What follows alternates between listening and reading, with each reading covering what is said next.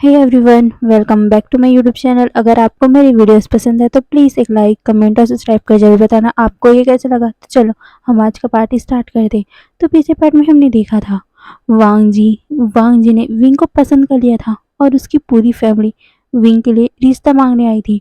पर विंग ने शर्त रख दिया था कि अगर वांग जी उसके साथ इंडिया में रहेगा तब जाकर वो शादी करेगा। पर भी उसके लिए उसे वांग जी को जानना होगा, तब जाकर वो शादी के लिए हाँ कहेगा। इसीलिए सारे लैंस अब इंडिया में आ चुके थे। वहीं लैनी अपना मुंह बना रही थी क्योंकि यहाँ का इतना पोल्यूशन, चाइना में ये सब नहीं है, पर यहाँ इतना पोल्यूशन है। सारे लोग कुछ भी कहीं भी कचरा फेंक रहे हैं। ये देखकर लैनी को बहुत ज़्यादा अजीब सा फील हो रहा था। वो वांग जी को बोल भी रही थी कि उसे यहाँ रहने की ज़रूरत नहीं है, देखो कितनी गंदगी है यहाँ। परवान जी अपनी माँ को समझाता है कि माँ, आप तो सिर्फ इंडिया का 1% हिस्सा ही देख रहे हो, यहाँ और भी हैं जिसे देखकर आप सच में शॉक हो जाओगी। क्योंकि मैंने इंडिया के बारे में पता किया है, वो बहुत ज़्यादा खूबसूरत जगह है, पर कुछ लोगों के कारण इसको बहुत ज़्यादा गंदा कर दिया गया है। पर कुछ लोग हैं जो अभी भी इसको अच्छे से कंट्रोल करके रखे हैं और यहाँ की हरियाली सभी को देखकर आप सच में खुश हो जाओगी। ये बोलकर वो अपनी माँ को समझाता है। फिर कुछ ही टाइम में लैनी भी समझ गई और फिर वो सभी जहाँ पर विंग रहते हैं उस जगह के लिए चले गए थे। उस जगह में पहुँचते हुए उनको 2 घंटा लग चुका था। सारी तरफ की हरियाली देखकर अब सच में लैनी खुश हो गई थी, क्योंकि पहले जो शहर में थी वो अलग था, पर यहाँ गांव का एरिया अलग है। गांव के एरिया में बहुत ज़्यादा हरियाली है जिसे देखकर लैनी को अच्छा लग रहा था। और यहाँ इतनी अच्छी हवा आ रही है जिसके कारण उन लोगों ने कार का खिड़की भी खोल दिया था और वो ठंडी ठंडी हवा को अपने फेस में फील कर रहे थे। फिर कुछ टाइम बाद वो उस जगह भी पहुंच जाते जहाँ पर जैंग फैमिली ने उन्हें बताया था, जहाँ पर विंग की फैमिली रहती है। मैडम लैन सारे लोग वहाँ पर पहुँच चुके थे। सारे लोग उस जगह को देखते हैं। सब अच्छा चल रहा था। सारे लोग अंदर जाते हैं। सारे लोगों का वेलकम भी अच्छी तरह से होता है। वो एक गांव का एरिया था, पर भी वहाँ के लोग बहुत अच्छे थे। वहाँ का गांव भी बहुत अच्छे से सजा हुआ था। ऐसा लग रहा था कि वो गांव तो है नहीं, पर बहुत ज़्यादा साफ़ सुथरा भी लग रहा था। सब अंदर जाते हैं। उनके घर के अंदर सारे मेड उन्हें कुछ खाने को, कुछ पीने को देते हैं। उनके रहने का इंतज़ाम भी किया जाता है। वहीं वांग जी वो तो विंग को ढूंढ रहा था क्योंकि उसे विंग कहीं नहीं दिख रहा था। यहाँ पर सब है, जैंग फैमिली है, बॉस एंड सरन है, पर विंग कहाँ है। वांग जी के दिमाग में यही चल रहा था, इसलिए वो इधर उधर देख रहा था। तभी यान ली वांग जी को टीस करते हुए बोलते हैं, वांग जी कुछ सब्र कर लो, वैसे विंग कुछ काम के लिए बाहर गया हुआ है। ये सुनकर वांग जी थोड़ा एम्बेरस हो गया था और वो अपना सर नोट करता है और फिर वो नीचे देखने लग गया था। वहीं लैनी वांग जी को कोहनी मारते हुए कहती है, तुम जरा सा शांत नहीं रह सकते? तुम हमें हमेशा एम्बेरस क्यों करते रहते हो वांग जी? ये सुनकर वांग जी अपनी माँ को देखते हुए एम सॉरी कहता है। और फिर वो सभी वहाँ पर कुछ बातें करते हैं और फिर सारे मेड वांग जी और उनकी फैमिली को उनका रूम दिखाने जाते हैं। फिर वांग जी और उन सभी को कुछ आराम उन लोगों को आराम करने बोलते हैं। सारे लोग अपने रूम में जाकर आराम भी कर रहे थे, पर वांग जी तो बार बार विंग की तरफ विंग को ही ढूंढ रहा था। वो धीरे से उस घर से बाहर निकलता है। वो बाहर में जाकर खड़ा हो गया था। वो देखता है कि यहाँ कितनी ज़्यादा हरियाली है, यहाँ पर कितने ज़्यादा पेड़ पौधे लगे हुए हैं। वांग जी चारों तरफ ही देख रहा था कि तभी वहाँ पर एक मेड आता है। वो वांग जी से पूछता है कि सर आपको कुछ चाहिए था क्या? ये सुनकर वांग जी कहते हैं, नहीं, मैं बस आपसे जानना चाहता हूँ कि विंग कहाँ है। ये सुनकर वो मेड कहता है, विंग, वो तो ये बोलकर वो एक तरफ इशारा करता है। वांग जी जैसे उस तरफ देखता है, उसके होठों में एक बहुत बड़ी सी स्माइल आ गई थी, क्योंकि विंग कुछ बच्चों के साथ, कुछ गाय को गाय के बछड़ों के साथ मस्ती कर रहा था। विंग वांग जी देख रहा था कि विंग कैसे कुछ गाय के छोटे छोटे बछड़ों को अपने गोद में उठाकर भाग रहा है और छोटे छोटे बच्चे विंग के पीछे भाग रहे हैं। वो विंग से कह रहे हैं, गगा गगा प्लीज़ ना दो ना हमें, उसे हमें देखना है, वो कितना ज़्यादा क्यूट है, मुझे उसे छूना है। ये सुनकर विंग कह रहा था, नहीं नहीं, ऐसे नहीं मिलेगा, तुम लोग गंदे हो, तुम लोगों ने मेरी बात नहीं मानी थी। क्या कहा था तुमने? तुम्हारे घर जब बछड़ा पैदा हुआ था तो तुमने मुझे छूने नहीं दिया था, तो अब मैं तुम्हें छूने नहीं दूंगा। ये बोलकर वो भाग रहा था। वही वो छोटे-छोटे बच्चे विंग के पीछे भाग रहे थे और कह रहे थे, "शानगे प्लीज़ ना दो ना हमें, हमें देखना है उसे, वो कितना ज़्यादा क्यूट है।" और विंग कह रहा था, "नहीं, मैं नहीं दूँगा, तुम लोग बहुत गंदे हो।" ये बोलकर वो पॉड बनाता है और जीभ चिढ़ाता है। वो बच्चे विंग के पीछे भाग रहे थे। अचानक से ही विंग किसी पर्सन से टकरा गया और वो और कोई नहीं वांगजी था। वांगजी ने जैसे विंग को देखा था वो विंग के पीछे आने लगा था। वहीं विंग दौड़ रहा था और बार-बार पीछे देख रहा था, इसीलिए उसके ध्यान आगे की तरफ रहा ही नहीं और दोनों की टक्कर हो गई। वांगजी विंग को देख रहा था, वहीं विंग भी वांगजी को देख रहा था। वांगजी इतना ज़्यादा हैंडसम है कि विंग तो उससे अपनी नज़र हटा ही नहीं पा रहा था। वहीं वांगजी भी विंग से अपनी नज़र हटा ही नहीं पा रहा था। दोनों एक दूसरे की आंखों में इतने ज़्यादा खो चुके थे कि धीरे-धीरे वो पास भी आने लग गए थे। वांगजी उसके पास आ रहा था तो विंग भी उसके पास जा रहा था। दोनों ही एक दूसरे की आंखों में इतने खो चुके थे कि दोनों को ही एक दूसरे की ब्रीथिंग सुनाई दे रही थी या बोलो तो महसूस हो रही थी। विंग अभी वांगजी की ब्यूटी में, वांगजी की आंखों में इतना खो चुका है कि उसे एहसास भी नहीं है कि वो वांगजी के अभी कितने ज़्यादा करीब आ चुका है। वो दोनों एक दूसरे के इतने करीब हैं कि अगर 1 मिनट भी वो अगर और भी करीब आए तो उन दोनों के लिप्स टच हो जाएंगे। पर तभी अचानक से विंग को किसी की आवाज़ आती है और वो दोनों ही डिस्टर्ब हो गए थे। वो दोनों ही नीचे देखते हैं जहाँ विंग ने एक बछड़े को पकड़ा हुआ था। वो बछड़ा विंग के हाथों में आवाज़ निकाल रहा था, जिसे देखकर विंग वांगजी को देखता है और फिर उससे अलग हो गया।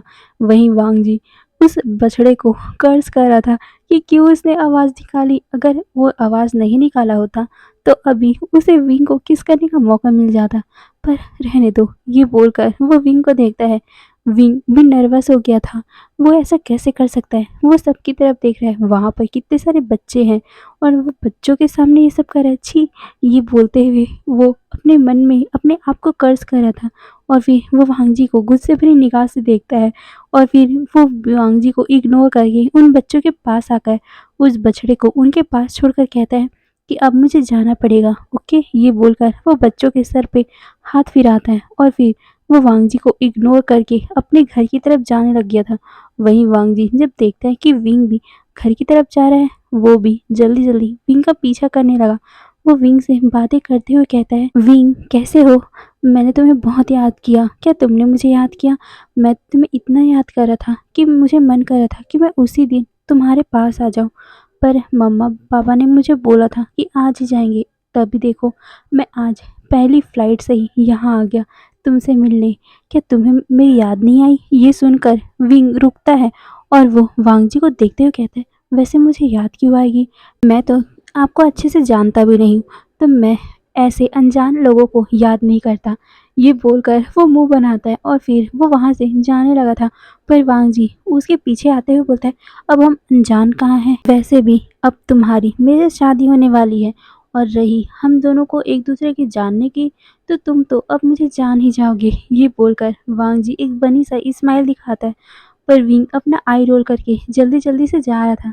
कुछ ही टाइम में वो घर के अंदर भी पहुंच गए थे। विंग देखता है कि सारे लोग अब भी डाइनिंग टेबल पे बैठे हुए हैं, क्योंकि वो दोपहर में आए हैं तो उनको लंच भी तो करना पड़ेगा ना, इसीलिए सारे लोग लंच टेबल पे बैठे हुए थे। तभी विंग भी वहाँ आकर सबको ग्रीट करता है। वो सारे भी विंग को स्माइल करके ग्रीट करते हैं और फिर विंग अपनी ग्रैंडमा के पास जाता है। वो अपनी ग्रैंडमा के कंधों पे हाथ रख के वांगजी को घूर-घूर के देख रहा था। वहीं वांगजी स्माइल करके विंग को देख रहा था, पर विंग अपना मुँह ऐंठ कर वहाँ से किचन की तरफ निकल जाता है। फिर कुछ टाइम बाद वो सारे अभी डाइनिंग टेबल पे बैठकर अपना लंच कर रहे थे। वांगजी बार-बार विंग को देख रहा था, पर विंग उसे इग्नोर करने की कोशिश कर रहा था। वहीं दूसरी तरफ सी-चैन और जैंग-चैंग का लवली-डवली सेशन चल रहा था। वो दोनों एक दूसरे को देखकर ब्लश कर रहे थे। वो एक दूसरे को खाना पास कर रहे थे। ये देखकर सारे मुस्कुरा रहे थे। वहीं विंग भी मुस्कुरा रहा था। वो तो मुस्कुराते हुए कह भी देता है कि मुझे ना गगा जैसा ही हस्बैंड चाहिए, जो मेरी इसी तरह ख्याल रखे। ये सुनकर वांगजी विंग को देखते हुए बोलता है, अगर तुम मुझे हस्बैंड बना लोगी तो मैं इससे भी ज़्यादा तुम्हारा ख्याल रखूँगा। ये सुनकर विंग वांगजी की तरफ देखता है और फिर वो मुँह बना लेता है। वहीं सारे लोग ये सुनकर खाँसने लग गए थे जो भी खाना खा रहा था और फिर वांगजी की तरफ देखते हैं। लैनी तो वांगजी के सर पे हिट ही कर देती है और कहती है बेशरम जैसी बातें कम करो और चुपचाप खाना फिनिश करो। ये सुनकर वांगजी अपना सर हिलाता है और फिर वो अपना बनी सा स्माइल देकर विंग को देखते हुए खाना खाया जा रहा था। फिर कुछ टाइम बाद वो खाना भी खा लेते हैं और फिर ऐसे ही शाम हो गया। विंग शाम को बाहर जाता है। बाहर वो सारे बच्चों के साथ फिर से खेलने लग गया था। वो सारे गायों को चराने लेके जा रहा था, जिसे देखकर वांगजी कहता है अपनी गगा से, गगा वो उन सभी गायों को लेकर कहाँ जा रहा है। ये सुनकर सिचन कहते हैं शायद तक उन लोगों को वो चराने लेके जा रहा है, क्योंकि यहाँ पर घास की कमी होगी ना, तो उन लोगों को घास खिलाने वो बाहर लेके जा रहा है। ये सुनकर वांगजी एक्साइट होते हुए कहता है गगा क्या हम भी चले। ये सुनकर सिचन कहते हैं तुम घास चराने जाओगे गैयों को। ये सुनकर वांगजी अपना सर हिलाता है। तभी पीछे से जैंग जैंग आते हुए कहता है आप लोग क्या बात कर रहे हो। ये सुनकर सिचन अपने भाई के कंधे पे हाथ रख के बोलता है वांगजी को गाय चराने जाना है। ये सुन सिचन जैंग जैंग स्माइल करते हुए कहता है तो चलते हैं ना, घूमने का घूमना भी हो जाएगा। और ये बोलकर वो मुस्कुराता है। फिर क्या सारे लोग विंग के पीछे पीछे जाने लग गए थे। वहीं विंग पहले खुश था कि जैंग जैंग और सिचान उसके साथ आ रहा है, पर जब उसे पता चला कि वांगजी भी उसके साथ आ रहा है, वो मुंह बना लेता है और वो वांगजी को इग्नोर करके जाने लग गया था। विंग के हाथों में अभी डंडे पकड़े हुए थे, क्योंकि इतने सारी गायों को संभालना इजी थोड़ी ना होता है। उसके हाथ में डंडा था, जिसे देखकर वांगजी उसको पकड़ते हुए बोलता है वैसे विंग तुमने ये डंडा क्यों पकड़ा हुआ है, तुम क्या गायों को मारते हो, तुम्हें पता है ना ऐसे पशुओं को मारना गलत काम होता है। ये सुनकर विंग वांगजी की तरफ आंख को नैरो करके देखते हुए कहता है मैं गायों को नहीं मारता और ये डंडा सिर्फ उन्हें एक रास्ते में चलाने के लिए है। अगर वो कहीं भाग जाएंगे तो मुझे इसके सहारे ही उन्हें यहाँ लेके आना पड़ेगा ना। और तुम मुझे सिखाओ मत ज़्यादा, तुम तो शहर में रहने वाले हो ना, तुम तो इस सब के बारे में जानते भी नहीं होगे। ये बोलकर वो गायों को आगे लेके जाने लगा। वहीं वांगजी फिर से विंग के पीछे जाता है और कहता है विंग वैसे तुम क्या बचपन से ये सब करते हो। ये सुनकर विंग अपना सर हिलाता है, कहता है हाँ मैं ये सब बचपन से करता हूँ, मुझे बड़ा पसंद है। ग्रैंडपा मुझे बचपन से ही इसी तरह गायों को लेकर बाहर घुमा लेने के जाते थे। ये सुनकर वांगजी विंग की तरफ देखता है। विंग के फेस में ये बात बोलते हुए स्माइल आ गया था और वो उन गायों की तरफ देखता है जिसमें बड़े बड़े गाय भी थे और छोटे छोटे गाय भी थे। वो गाय अपनी माँ के पीछे पीछे जा रहे थे। वांगजी बोलता है वाह कितने क्यूट क्यूट है ये छोटे छोटे गाय। ये सुनकर विंग मुस्कुराते हुए कहता है हाँ क्यूट है ना ये, मुझे बड़ा पसंद है। और जब ये पैदा होते हैं तब तो ये चलना भी नहीं जानते, पर कई कई गाय के बछड़े बहुत ज़्यादा शरारती होते हैं, कितने ज़्यादा उछल कूद करते हैं, इन्हें संभालने में बहुत ज़्यादा मेहनत लगती है। ये सुन वांगजी स्माइल करता है और फिर वो उनके साथ जाने लगे। वहीं सिचन भी विंग से पूछते हैं वैसे विंग तुम इतने सारी गायों को अकेले संभालते हो। ये सुनकर विंग कहता है नहीं काका, असल में मेरी कंपनी है ना, तो कंपनी को संभालने में मुझे बहुत ज़्यादा मेहनत करनी पड़ती है और उस मेहनत के कारण मुझे इधर का टाइम ही नहीं मिलता। पहले अपने कॉलेज का काम करो और फिर कंपनी का, तो मुझे ये सब करने का टाइम नहीं मिलता। असल में ये सब तो मेड करते हैं, वो सभी इन सभी को चलाने जाते हैं। पर मैं अभी कंपनी नहीं जा रहा और क्लासेस भी अभी बंद है, इसीलिए मैं इन सभी को घुमाने लेके जा रहा हूँ। वैसे मुझे बड़ा पसंद है, बचपन में ग्रैंडपा मुझे ऐसे ही लेके जाते थे। क्यों जैंग जैंग। ये सुनकर जैंग जैंग भी अपना सर हिलाते हुए कहता है हाँ बचपन में ग्रैंडपा हमें ऐसे ही हाथ पकड़ के गायों को ले जाने बोलते थे। वहीं विंग तो इतना शरारती था कि वो गायों के ऊपर ही बैठ जाया करता था और वो गायों को चलाने के बजाय गाय उसको चलाते रहते थे। ये सुनकर सारे लोग हंसने लग गए थे। वहीं विंग कहता है गगा ऐसे बात मत करो ना यार। ये बोलकर वो पाउट बना लेता है। वहीं वांगजी विंग की पाउटी लिप्स को देखता है। वांगजी का मन तो कर रहा था अब भी विंग को वो खींच कर किस कर ले और वो इतने जोर से उसे किस करे कि ताकि उसका ये लिप्स जो पाउटी अभी बना हुआ है वो हमेशा ही पाउट बना रहे, या बोले तो सूज जाए। वांग जी के मन में यही सब चल रहा था। वहीं विंग वांग जी को जब देखता है कि वो कैसे विंग को घूर रहा है, वो वांग जी को नैरो आइज करके देखता है और फिर अपना मुंह बनाकर वहां से जल्दी जल्दी जाने लग गया था। फिर कुछ टाइम बाद वो सभी वहां पहुंच गए थे जहां पर ये सभी गाय वाय को संभाला जाता है, या बोलो तो उनको चराने के लिए छोड़ दिया जाता है। विंग, जैंग चैंग, सी चैन और वांग जी एक किनारे पे बैठे हुए थे, जैसा एक थोड़ा ऊपर टाइप का था, और सारे गाय नीचे में घास खा रहे थे और घूम रहे थे। विंग एक डंडे को अपने डंडे को हिलाते हुए कह रहा था, गगा आपको वैसे गांव का सीन कैसा लगा? मुझे पता है आपको अच्छा ही लगा होगा, क्योंकि गांव में कितनी ज़्यादा शांति होती है ना, बहुत ज़्यादा भीड़ भड़ाका होते हैं शहर में। आपको कैसा लगता है? आप गाड़ियों में घूमना पसंद करोगे या फिर बैलगाड़ी में? ये सुनकर वांग जी विंग की तरफ देखकर बोलता है, बैलगाड़ी? ये क्या होता है? असल में विंग ने बैलगाड़ी को हिंदी में बोला था, जिससे वांग जी को समझ नहीं आया कि बैलगाड़ी क्या होता है, क्योंकि वांग जी तो चाइनीस है और उसे इंग्लिश समझ में आती है पर हिंदी उतनी अच्छी नहीं आती। विंग ने बैलगाड़ी कहा, इसीलिए वांग जी कंफ्यूज हो गया था। तभी जैंग चैंग उसे ट्रांसलेट करके बताता है कि बैलगाड़ी का मतलब क्या होता है। वांग जी की आंखें बड़ी बड़ी हो गई थी। वो कहता है, ये तो पुराने जमानों में चलता था ना, अब कैसे चलेगा ये सब? ये सुनकर विंग कहता है, जरा गांव में आके देखो, ये सब चलता है। ये बोलकर वो उसे मुंह पहनाता है और फिर वो सामने देखता है जहाँ पर सारे गाय इधर उधर चल रहे थे। तभी विंग खड़ा होकर बोलता है, गगा क्या आम खाओगे आप? ये सुनकर जेंग चेंग कहता है, हाँ विंग आम, वो देखो। ये बोलकर वो एक पेड़ की तरफ इशारा करता है जहाँ पर बहुत सारे आम लगे हुए थे। विंग कहता है, गगा मुझे पक्का यकीन है आपको ये फ्रेश आम, खट्टे मीठे आम बहुत पसंद आएंगे। चलो, ये बोलते हुए वो जेंग चेंग का हाथ पकड़ लेता है और कहता है, चलो काका हम चलते हैं, आप लोग भी आ जाना। ये बोलकर वो जल्दी जल्दी भाग कर वहाँ जाने लगे थे। सी चैन और वांग जी भी वहाँ पर भाग कर जाते हैं और फिर वो देखते हैं कि यहाँ तो पेड़ में बहुत सारे आम हैं पर ऊपर ऊपर है। विंग को सिचन कहते हैं, विंग हम आम कैसे तोड़ेंगे? ये सुनकर विंग एक डेविल सा स्माइल करता है और कहता है, आप बस टेंशन मत लो, वो मेरी टेंशन है। ये बोलकर वो पेड़ में चढ़ने लग गया था। वांग जी डर गया था। वो विंग को कहता है, विंग संभल कर, गिर जाओगे। पर विंग उसे बोलता है, मैं नहीं गिरूंगा क्योंकि ये तो मेरा रोज का है। ये बोलकर वो धीरे धीरे पेड़ में चढ़ गया था और ऊपर से वो वहाँ आम जितने भी थे उन लोगों को तोड़ तोड़ के दे रहा था। वांग जी और सारे लोगों को बहुत सारे आम मिल चुके थे और फिर विंग नीचे उतर रहा था, पर अचानक से ही विंग का पैर फिसला और वो नीचे गिर ही जाता कि वांग जी ने उसे पकड़ लिया था। वो गुस्से में बोलता है, मैंने तुम्हें बोला था ना तुम गिर जाओगे, आराम से क्यों नहीं करते हो तुम?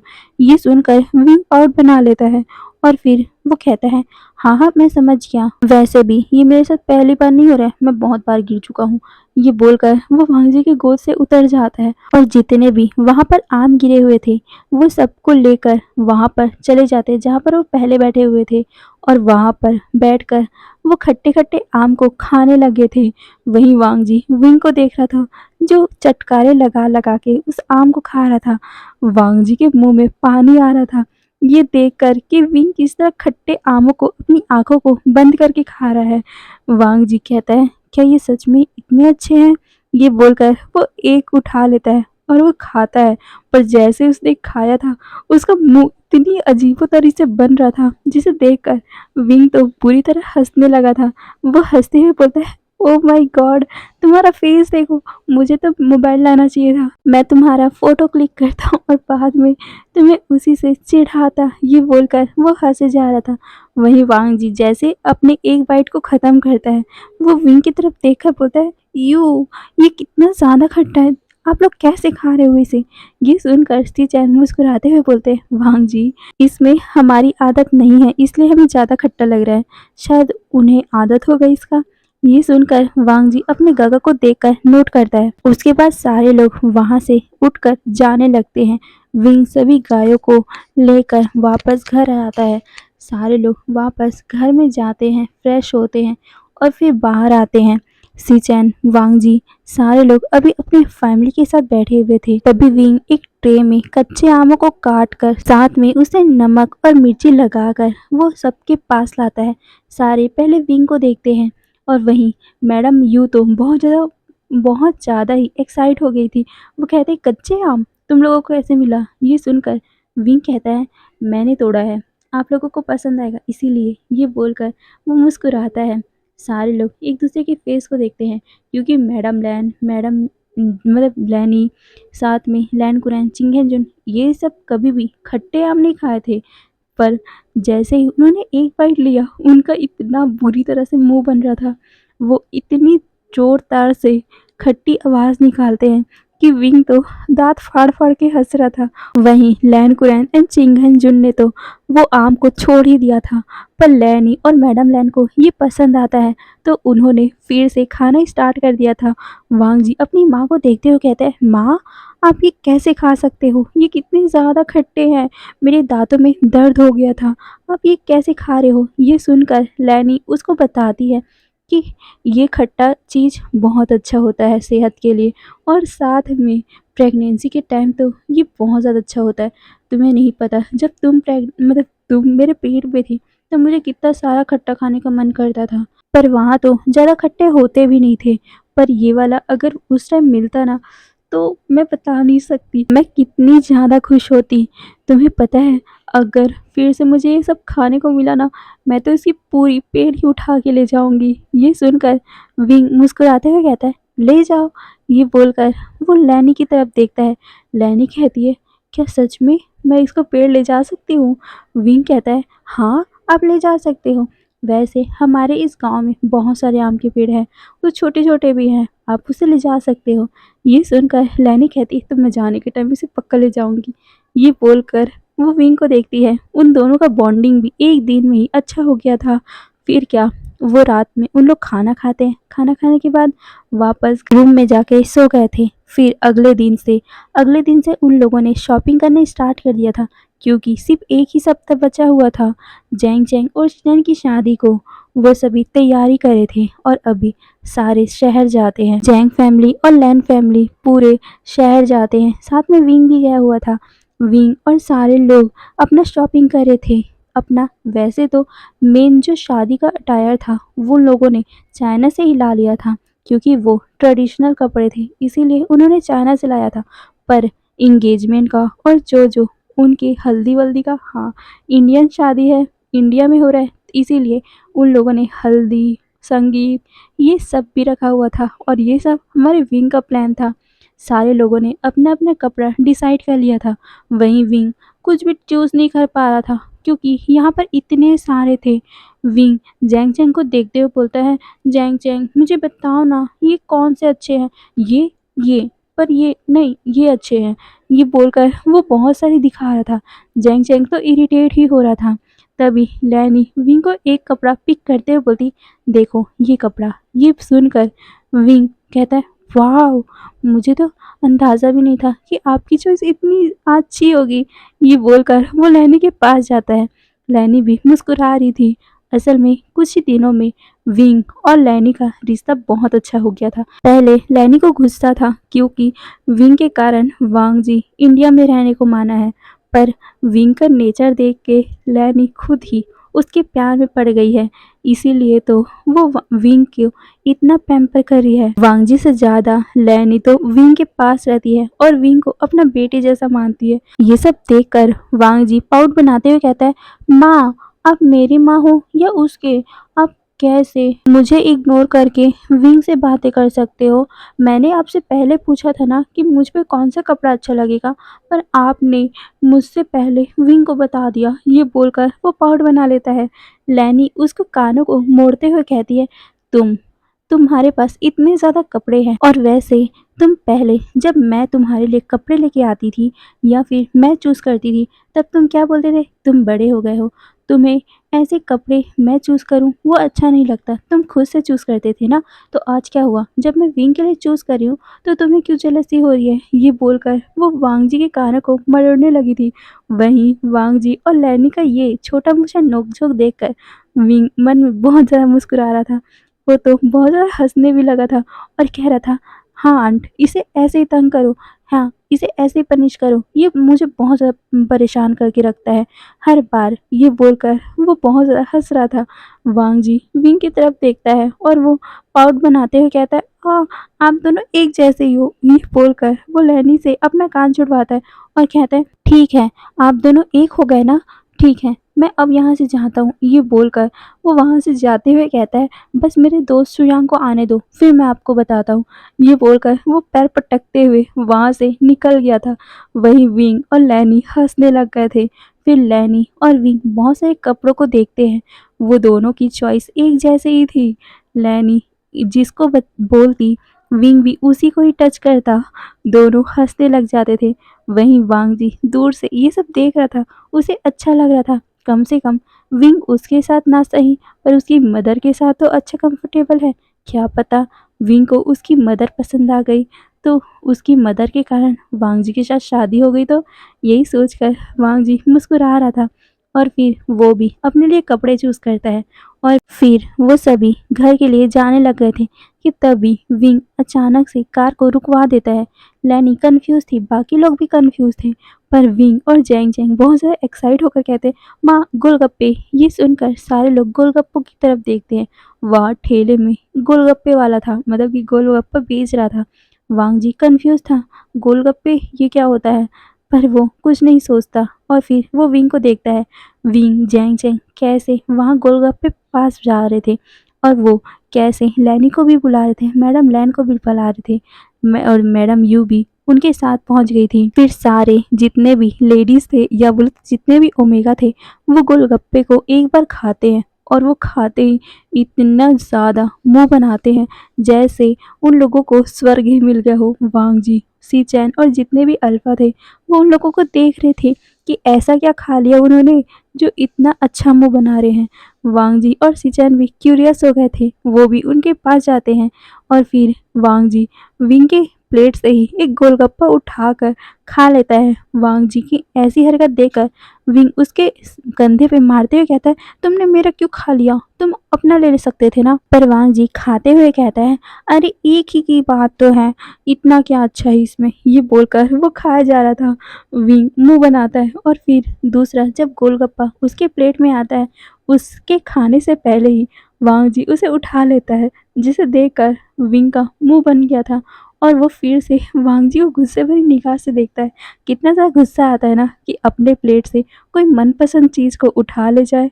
वांग जी भी यही कर रहे हैं विंग के साथ, इसीलिए विंग को बड़ा गुस्सा आ रहा है। विंग उसके सीने में एक मुक्का मारते हुए बोलता है, ओह तुम मुझे परेशान करना कब छोड़ोगे, मैंने कहा ना तुम अपना प्लेट ले लो और तुम्हें खाना है तो दूसरा प्लेट से खाओ, मेरे प्लेट से मत खाओ। ये बोलकर वो अपने प्लेट को साइड कर लेता है।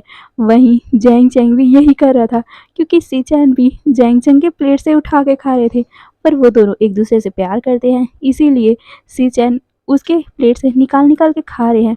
तो जैंग चैंग पहले तो मुंह बना रहा था, फिर वो भी स्माइल करता है और फिर वो सभी खाने लग गए थे। वहीं दूसरी तरफ विंग कुछ टाइम तक तो नखरे करता है और फिर वो भी वांग जी को एक अपना खाता है तो दूसरा वांग जी को देखता है। वांग जी को भी ये बहुत ज़्यादा पसंद आ रहा था, चटपटा, तीखा और साथ में क्रंची। वो सब कुछ टाइम तक वो खाते हैं और फिर वापस कार में बैठकर अपने घर के लिए निकल गए थे। फिर घर में जाते ही वो सारे थक कर बैठे हुए थे। वो सारे देख रहे थे कि क्या क्या सामान लाया गया है। वहीं विंग इतना ज़्यादा उन सभी सामानों को देखने के लिए एक्साइट था, वो सबके सामानों को खोल खोल के देख रहा था और वो कह रहा था, वाओ अंकल आपने तो इतना सारा सुंदर कपड़ा लिया है, मैंने क्यों नहीं देखा इसे। ये बोलकर वो लैन किरैन के वाइट वाले रोब को देख रहा था। विंग कहता है, अंकल आपका चॉइस तो बहुत ज़्यादा सुंदर है, आपको तो एक मॉडल होना चाहिए। ये सुनकर लैन कुरैन स्माइल करते हैं और फिर विंग दूसरा वाला देखता है, लैन चिंगहेन जिनके कपड़े भी बहुत ज़्यादा सुंदर थे। फिर लैनी, फिर मैडम लैन, फिर मैडम यू, फिर जैंग फैम, ऐसे करते करते विंग सबका देखता है। और वहीं मतलब बाउसन सैन बोलती है, विंग तूने मेरे लिए कुछ नहीं लाया। विंग कहता है लाया है ना, मैंने आपके लिए भी लाया है। ये बोलकर वो एक पैकेट से उनके लिए कपड़ा निकालते हुए दिखाते हुए बोलता है ये देखो। ये बोलकर वो एक साड़ी को अपने ऊपर लगा कर दिखाता है। बाउसन सन बहुत ज़्यादा खुश हो गई थी क्योंकि ये कलर उनका मनपसंद है, या बोले तो उनके जो अल्फा थे उनका मनपसंद है। विंग को अपने ग्रैंडपा का पसंद नापसंद सब पता है और अपनी ग्रैंडमा का भी, इसीलिए उसने अपनी ग्रैंडमा के लिए अपने ग्रैंडपा का फेवरेट कलर का साड़ी लाया है। विंग उन्हें देते हुए कहता है ग्रैंडमा कैसा लगा। उसकी ग्रैंडमा मुस्कुराते हुए कहती है बहुत सुंदर। फिर वो सारे लोग अपना कपड़ा देखते हैं, खाना खाते और फिर रूम की तरफ जाने लग गए थे। फिर ऐसे ही 1-2 दिन बीत जाते हैं। अब 2 दिन या 3 दिन ही बचा हुआ था उनकी शादी को स्टार्ट होने में। तभी रोशन सरन सबको कहती है शादी को बस 3 दिन ही बचे हुए हैं, इसीलिए हमें कुलदेवी के मंदिर जाना होगा, वहां से आशीर्वाद लेकर वापस यहाँ पर उनका मिट्टी लाना होगा। ये सुनकर सारे अपना सर नोट करते हैं और फिर वो सारे तैयार होकर अपने अपने कार में बैठ गए थे। वहीं वांगजी देखता है कि विंग तो दूसरे कार में बैठ रहा है, इसीलिए वांगजी भी इस कार से उतरकर दूसरे वाले कार में चढ़ जाता है और वो विंग के साथ ही बैठ गया था। विंग मुंह बनाता है पर भी वो कुछ नहीं बोलता क्योंकि धीरे धीरे उसे वांगजी पसंद आने लगा था। फिर वो सभी कुछ टाइम ऐसे ही ट्रैवल करते हैं। कुछ टाइम बाद वो सारे कुलदेवी के मंदिर पहुंच चुके थे। वो बहुत बड़ा सा मंदिर है और बहुत ज़्यादा सीढ़ियाँ भी थी उस पे। सारे लोग सीढ़ी चढ़ते हुए ऊपर जाते हैं। सारे लोग अपने जूते वूते निकाल कर फिर ऊपर जाते हैं। वांगजी इस सभी सीन को देख रहा था। ये पहाड़ में मंदिर था, इसीलिए पहाड़ से जब नीचे को देख रहे थे सब लोग, वो बहुत ज़्यादा सुंदर सीन दिख रहा था। वांगजी भी स्माइल कर रहा था। वहीं विंग बहुत ज़्यादा खुश था। वो घंटी बजाता है। वांगजी भी उसे देखकर वैसे ही घंटी बजाता है। दोनों एक साथ घंटी को बजाते हैं, जिसे देखकर एक इंसान कहता है वाह तुम दोनों की जोड़ी कितनी अच्छी दिख रही है। ये सुनकर वांगजी तो एक बहुत बड़ी स्माइल करता है। वहीं विंग शर्मा गया था क्योंकि सच में उसे वांगजी पसंद था और साथ में अभी तो उन दोनों ने एक साथ घंटी बजाई। इसका मतलब यहाँ का कुलदेवी का एक रूल है कि जो भी इंसान जो भी कपल एक साथ घंटी बजाते हैं वो जोड़ी हमेशा हमेशा के लिए साथ रहती है। विंग को ये सोचकर अपने दिल में खुशी मिल रही थी और फिर वो वांगजी की तरफ देखता है और फिर वो अंदर जाता है। वांगजी भी उसके पीछे जा रहा था। फिर कुछ टाइम बाद वो सारे अंदर जाते कुलदेवी को देखने के लिए, पर वहाँ इतनी ज़्यादा भीड़ थी कि सारे लोग इधर उधर धक्के खा रहे थे। वांगजी एक पल के लिए वहीं पर खड़ा रह गया था। वहीं विंग अंदर घुस के जा रहा था, जिसे देखकर वांगजी भी उसके पीछे जाने लग गया था। वांगजी विंग से कहता है विंग मेरा हाथ पकड़ो। ये सुनकर विंग उसकी तरफ देखता है और फिर वो बिना कुछ कहे वांगजी का हाथ पकड़ लेता है और वांगजी ये देखकर मुस्कुराता है और फिर विंग उसे खींचते हुए अंदर लेके जाता है, जिससे वो दोनों बहुत जल्दी ही कुलदेवी का दर्शन कर लेते हैं। वांगजी मुस्कुराते हुए कुलदेवी को तो देखता है, फिर वो विंग को देखता है। विंग ने अपने हाथ को जोड़े हुए थे और उसने अपने आँखों को भी बंद किया हुआ था। वांगजी मुस्कुराता है और फिर वो कुलदेवी की तरफ देखकर वैसे ही करता है जैसी विंग ने किया था। फिर वहाँ का पंडित विंग और वांगजी के माथे पर तिलक लगाता है, उन दोनों को प्रसाद देता है और फिर वो वहाँ से चले गए थे। विंग बाहर आता है, वो भी वांगजी का हाथ पकड़ के, क्योंकि भीड़ था। दोनों अगर अलग हो जाएंगे तो वांगजी कैसे पहचान पाएगा कौन सी जगह कहाँ जाना है, इसीलिए विंग ने उसका हाथ पकड़ा हुआ था। जैसे ही वो मंदिर से बाहर निकले, मतलब कि भीड़ से बाहर निकले, विंग वांगजी की तरफ देखते हुए कहता है कैसा लगा तुम्हें। ये सुनकर वांगजी कहता है बहुत अच्छा, पर उसकी नज़र सिर्फ विंग और वांगजी के हाथ की तरफ थी। ये देखकर विंग भी उनके हाथों की तरफ देखता है और जल्दी से उनके हाथ को अलग कर लेता है। वांगजी कहता है तुमने छोड़ क्यों दिया, कितना अच्छा लग रहा था। पर विंग उसे इग्नोर करके बोलता है वैसे वो सब कहाँ है, वो सब आए क्यों नहीं। ये बोलकर वो इधर उधर देखता है। वांगजी भी देखता है क्योंकि अभी तक वो कोई भी आया नहीं था, सिर्फ विंग और वांगजी ही एक दूसरे के साथ थे। तभी वांगजी कहता है वो लोग आए नहीं हैं तो क्यों ना हम बाकी की जगह भी घूम लेते हैं, वैसे हमारे लिए जल्दी हो जाएगा। ये सुनकर विंग कुछ टाइम सोचता है और फिर वो भी अपना सर हिलाता है और फिर वो वांगजी के साथ दूसरे जगह या बोल तो दूसरे मंदिर की तरफ जाने लगा था। क्योंकि एक जगह मंदिर पे बहुत सारे भी देवी देवता होते हैं ना, विंग और वांग जी जाने लगे थे। तभी विंग को दिखाई देता है कि एक जगह पे फूल और नारियल बिक रहे हैं। विंग और वांग जी उस जगह जाते हैं। विंग वहां से एक नारियल उठाता है और फिर वो पैसे देता है। वहीं वांग जी दूसरी तरफ देख रहा था कि तभी उसे आवाज आती है। वो दूसरी तरफ इंसानों को देखता है जो बात कर रहे थे कि यहाँ पर जो भी कपल एक दूसरे के हाथ पकड़कर इस जो भगवान है उसका 3 परिक्रमा लगाता है, वो 7 जन्मों का एक साथ रहते हैं। ये सुनकर वांग जी मुस्कुराता है और वो विंग की तरफ देखता है। विंग पैसे देकर उस नारियल को चेक ही कर रहा था कि वांग जी ने उसका हाथ पकड़ लिया। विंग कंफ्यूज था, पर वांग जी कहता है चलो ना हम चलते हैं। ये बोल वो उस मंदिर को मतलब मंदिर के पास जाकर उसके दीवारों को देखने लगा। वांग जी देख रहा था कि इस मंदिर के दीवारों में कितनी अच्छी अच्छी पेंटिंग हुई है, कितने अच्छे अच्छे कारीगरी हुई है, जिसे देखकर वांग जी को शौक ही लग गया था। क्योंकि कैसे एक मंदिर में इतना सुंदर सुंदर कारीगरी हो सकता है। ये सुन मतलब ये देखकर विंग भी बोलता है कि ये मंदिर सालों पुराना है, सालों नहीं बहुत हजारों पुराना है। जब हमारे बुजुर्ग रहते थे उनसे भी पुराना है ये सब।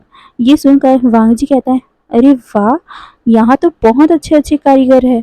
ये बोलकर वो उन सभी को छू रहा था और फिर ऐसे करते करते वांग जी एक परिक्रमा पूरा उस मंदिर का कर लेता है।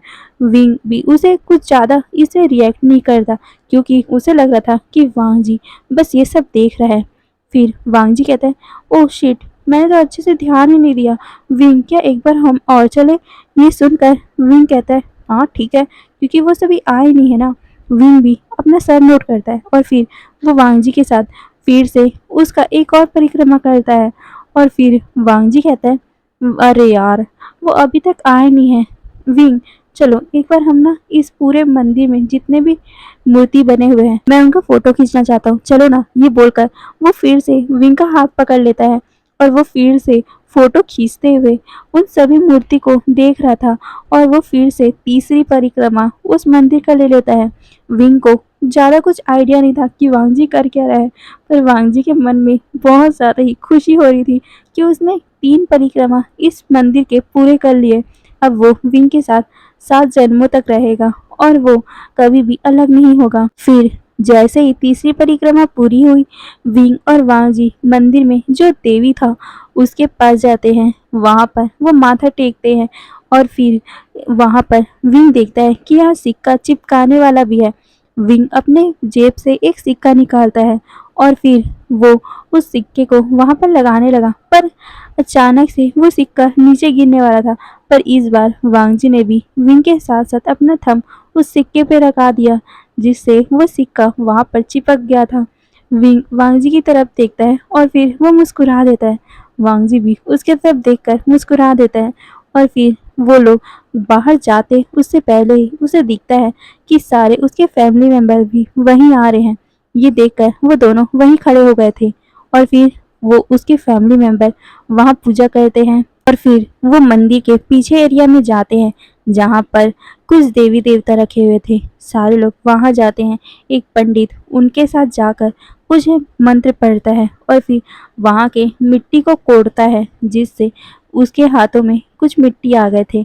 उस मिट्टी को वो एक पैकेट में भरकर वो बॉसन सरन को दे देते हैं। बॉसन सरन भी उसे ले लेती है और फिर वो उस पंडित को ग्रीट करते हुए वहां से चले गए थे। वहीं अब सारे लोग घर जाने के लिए निकल रहे थे। तभी वांग जी अपने जूते ढूंढने लगा, क्योंकि मंदिर में इतने सारे जूते रखे होते हैं, जूते चप्पल रखे होते हैं कि वांग जी को इनमें अपना वाला मिल ही नहीं रहा था। वहीं विंग विंग अपने जूते पहनकर वांग जी की तरफ देखता है। वांग जी इधर उधर अपने जूते ही ढूंढ रहा था, जिसे देखकर विंग इधर उधर देखता है और फिर उसे वांग जी के जूते दिख गए थे। विंग उन जूतों को लेकर सीधा वांग जी के पास जाता है और उसके सर पे एक टपली मारकर वहां से भाग गया था, जिसे देखकर वांग जी उसके तरफ गुस्से से देखता है और फिर वो मुस्कुराते हुए नीचे चप्पल की तरफ देखता है, या बोल तो जूते की तरफ, और वो उसे मुस्कुराते हुए पहन लेता है। उसके बाद अब सारे कार में बैठकर अपने घर की तरफ निकल गए थे। सारे लोग थक चुके थे। वहीं अभी विंग और वांग जी करीब बैठे हुए थे। तभी विंग को अचानक से नींद आने लगी और वो अपना सर वांग जी के शोल्डर पे रख लेता है। पर गाड़ी चल रही थी तो सर इधर उधर हो रहा था, इसीलिए वांग जी उसके सर को पकड़ लेता है ताकि विंग अच्छे से सो पाए। फिर कुछ टाइम बाद वो घर भी पहुंच जाते हैं। वांग जी विंग को उसी तरह देख रहा था। विंग अभी भी सोया हुआ था। तभी जैंग चैंग विंग को हिलाते हुए कहते हैं, वुशियान अब चलो भी, घर आ गए हैं, घर में सोना। ये सुनकर विंग अपनी आंखों को रब करते हुए कहता है, हाँ ना, मैं बस उठ ही तो रहा हूँ। ये बोलकर वो अपनी आंखों को रब करता है और फिर वो अंगड़ाई लेते हुए अपने आप को स्ट्रेच करा था, पर उसका हाथ वांग जी के मुंह में लग जाता है। वांग जी उसकी तरफ ही देखा था। वही विंग थोड़ा शॉक हो गया था और वो धीरे से वांग जी की तरफ देखता है। वांग जी उसकी तरफ नैरो आइज करके देख रहा था। विंग अपने हाथ को जल्दी से हटा लेता है। वहीं वांग जी के मुंह में बहुत जोर से लगा हुआ था। विंग वांग जी को देखते हुए कहता है, आई एम सॉरी, मुझे पता नहीं था कि तुम मेरे पास ही बैठे हुए हो। ये सुनकर वांग जी उसे मुंह बनाता है। वहीं विंग वांग जी को देखता है जहां वांग जी के गाल रेड हो चुके थे, क्योंकि विंग ने अपने हाथों को स्ट्रेच किया था जिससे उसका सीधा मुक्का वांग जी के फेस में पड़ा था।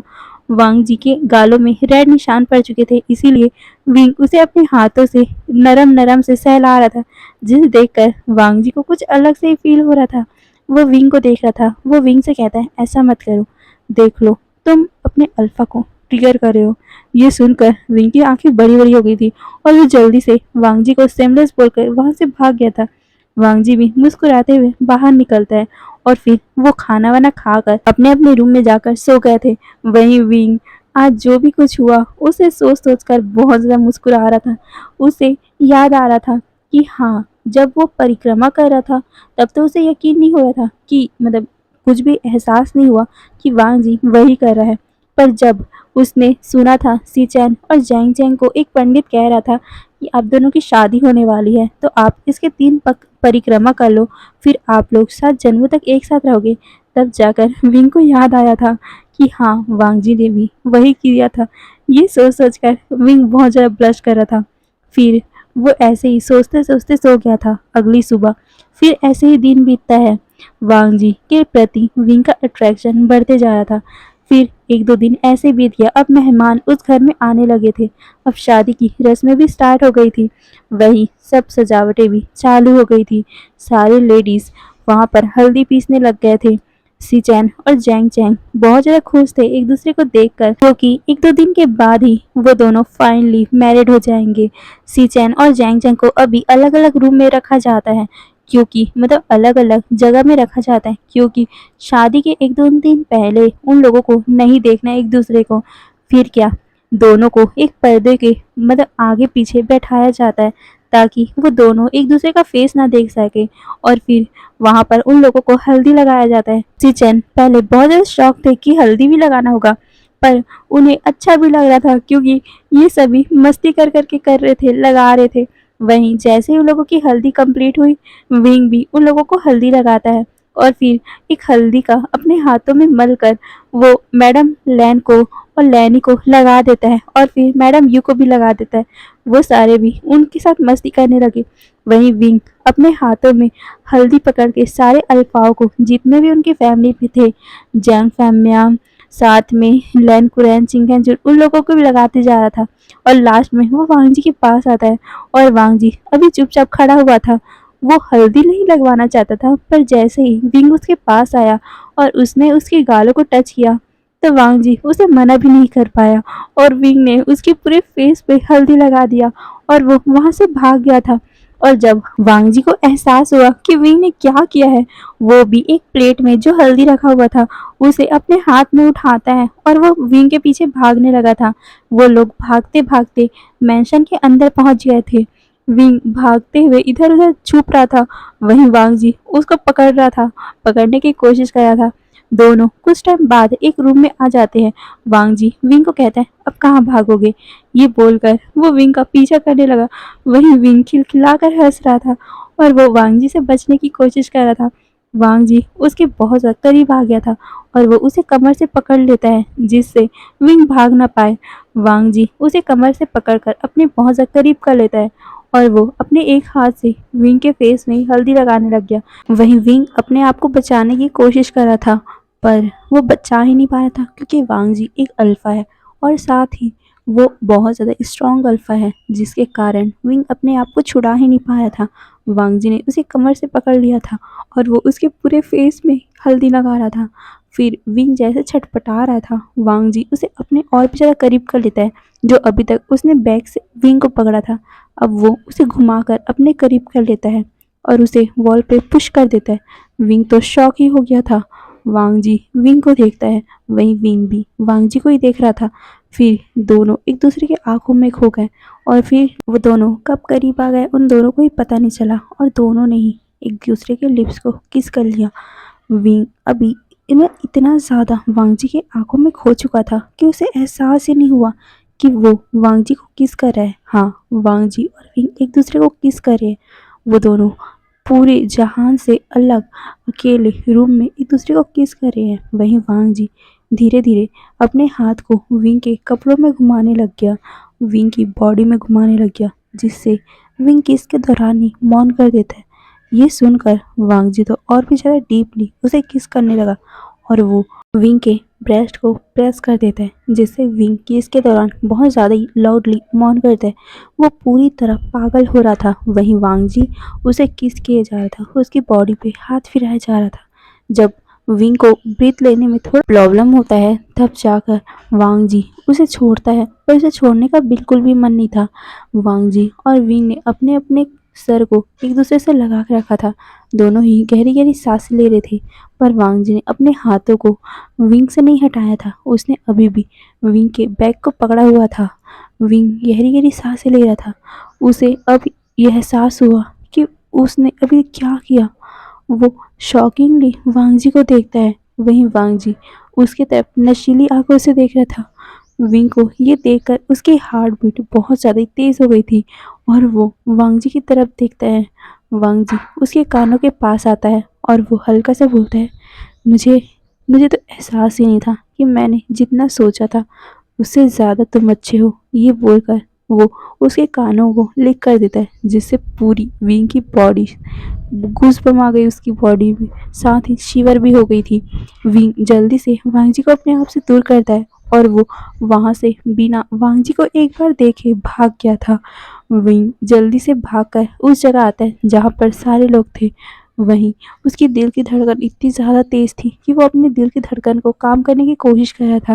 वो गहरी गहरी सांसें ले रहा था और मन में सोच रहा था कि मैंने क्या कर दिया, मैं ऐसे बहक कैसे गया था। ये सोचते हुए वो अपने सर के बालों को खींच देता है। विंग ऐसे रिएक्ट कर रहा था कि तब भी उसको किसी ने आवाज़ लगाया। वहाँ पर मैडम यू खड़ी हुई थी। मैडम यू विंग को देखकर बोलती, विंग कहाँ गए थे, चलो आओ। ये बोलकर वो उसका हाथ पकड़ लेती है और फिर वो सबके पास ले जाने लगी। विंग भी चुपचाप मैडम यू के पीछे पीछे जा रहा था। वहीं वांग जी विंग के पीछे ही खड़ा हुआ था। वो भी ये सब देख रहा था। वो विंग से बात करना चाहता था, पर अचानक से मैडम यू आ गई तो वांग जी बात नहीं कर पाया और फिर विंग वहाँ से चला गया। वांग जी भी उन लोगों के पीछे पीछे जाता है। कुछ टाइम बाद वो सारे एक साथ बैठकर खाना खा रहे थे, क्योंकि हल्दी ख़त्म हो गई। ख़त्म होने के बाद तो खाना वाना खाना ही पड़ेगा ना। सारे लोग बैठे हुए थे। वहीं वांग जी बार बार विंग की तरफ देख रहा था। वहीं विंग विंग तो सिर्फ खाना खा रहा था। वो ऑकवर्ड फील कर रहा था, बहुत ज़्यादा उसे शर्म आ रही थी। उसने पहली बार ये सब किया है।